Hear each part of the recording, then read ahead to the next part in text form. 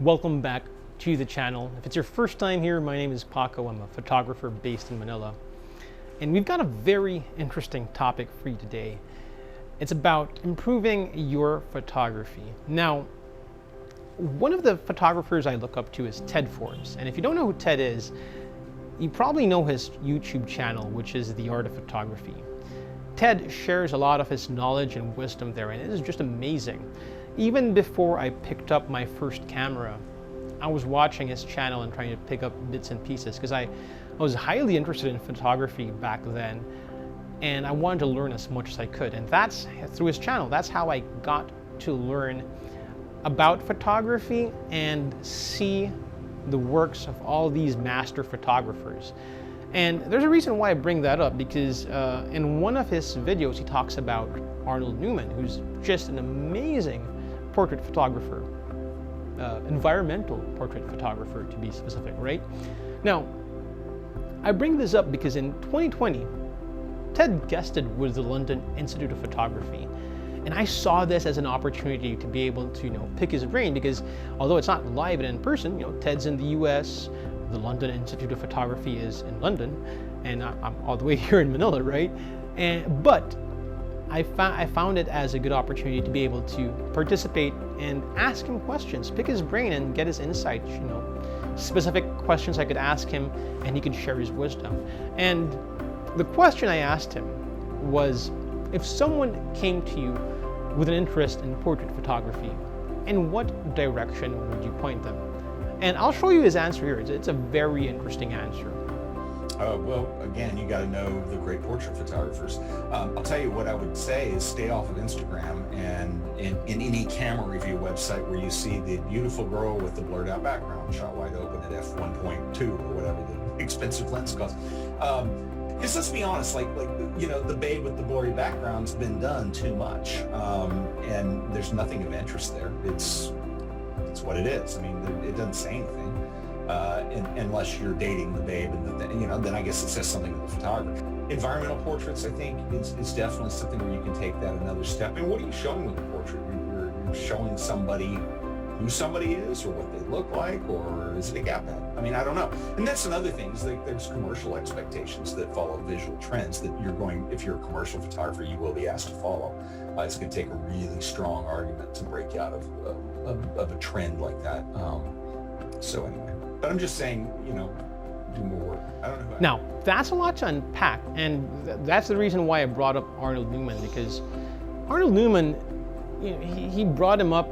Ted brought Arnold Newman up when answering my question, and if you look at Arnold Newman's work, his work is just amazing. It has that timeless quality to it, and my work is nowhere near the level of Arnold Newman. It's far from it. But his next couple of points did really get me questioning what I want to do with my photography. And this is in no way to discredit the awesome people that I've worked with and the talented models that I've had the opportunity to do shoots with. They're all amazing, and it's more about me and what I want to do with my photography, right? So it got me asking myself, what am I showing with my portraits? Am I showing who someone is? What do they look like? Or is it a clothing ad? Because I feel like I boxed myself in. Every time I used to do this intro to the videos, I'd say that I'm a portrait photographer based in Manila. And I boxed myself in that's all I did. And more specifically, the style of photography I do tends to lean more into lifestyle portraits and fashion portraits. It made me feel like I was missing out on things when he mentioned that. And it's probably, if you follow my channel and the work that I do, you've probably noticed that I've been doing a few different things. And the reason behind that is I feel like that I've boxed myself into just portrait photography, that I stunted my room to grow. And if you are serious about anything that you do, may it be photography or anything, I think that you want to grow your skill set outside of that.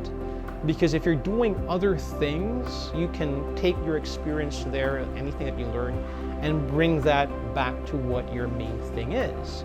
So if you noticed, I mentioned again, my other videos lately have been video work. I've been doing cafe videos. I've been doing stories, specifically that story I shared about PJ and his amazing artwork, right? Or I've been doing a bit more street photography.